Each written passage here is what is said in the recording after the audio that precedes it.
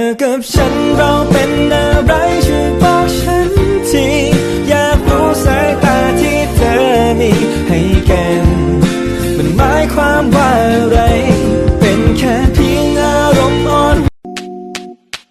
เห็นใครๆเขาบอกว่าคนน่ารักชอบเอาแต่ใจเห็นใครๆเขาบอกว่าคนสวยๆเจ้าชู้จะตายผมได้ฟังบ่อยๆเริ่มตัวจะแล้วกันเธอบอกว่าผมลีลาไม่มันแต่ยังไม่เคยได้ลองกับเขาเอาดีเหมือนกันถ้าเจอฉันเธอไม่ต้องมองอย่าบอกรักใจเธอรู้ดี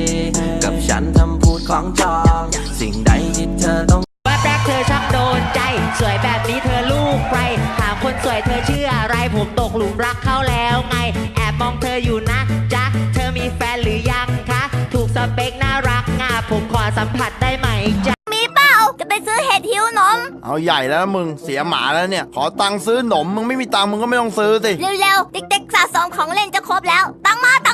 มึงไปไกลไปเดี๋ยวกูโบกคว่ำนี่ไงด่าน้องอีกแล้วไม่ให้เหรองั้นเด็กยืมก็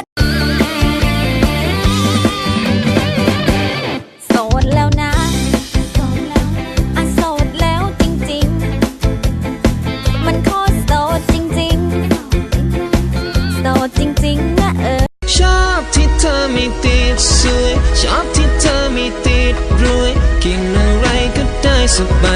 ายเป็นคนง่ายเธอรักกันจริงและเธอไม่ต้องเธอนายแค่เอื้อมมือมาและชูนิ้วนางข้างซ้ายแค่อยากจะรู้ว่าเธอจะเดินกับฉันไหมเพราะมีแค่เธอคนเดียวที่ฉันให้วันไหนที่เธอมั่นใจฉันก็พร้อมเรียกเธอไม่มีวันไหนที่ทำอะไรที่ฉันจะไม่คิดถึงเธอโซเลมิ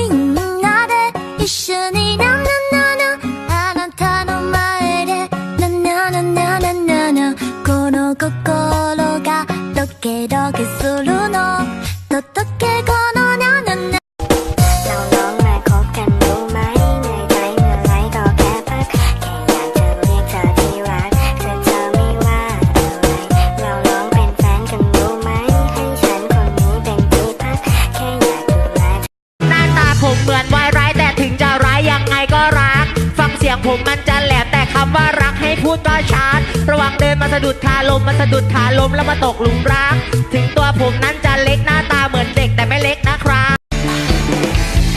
เศร้าเงียวแล้วครับเศร้าเงียวใจบอลแล้วครับเศร้าใจแล้วครับเศร้าใจแป้มเพื่อนแล้วครับเอาสันบอมาเป็นแฟนกับไอ้บอเอาสันบอขอกอดขอสูนจากคราวสิได้บ่นอพร้อมสิจากงามงอนสิตนอายแน่ต้องจาก I just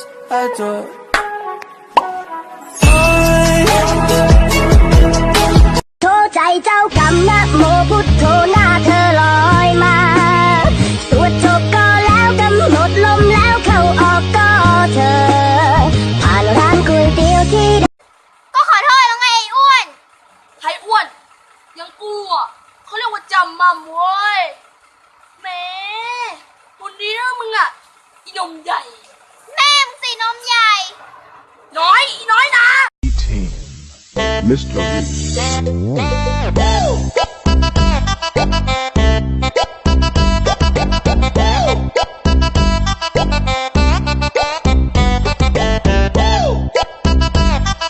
มันคือวันเกิดของเธอไงมันไม่มีราคา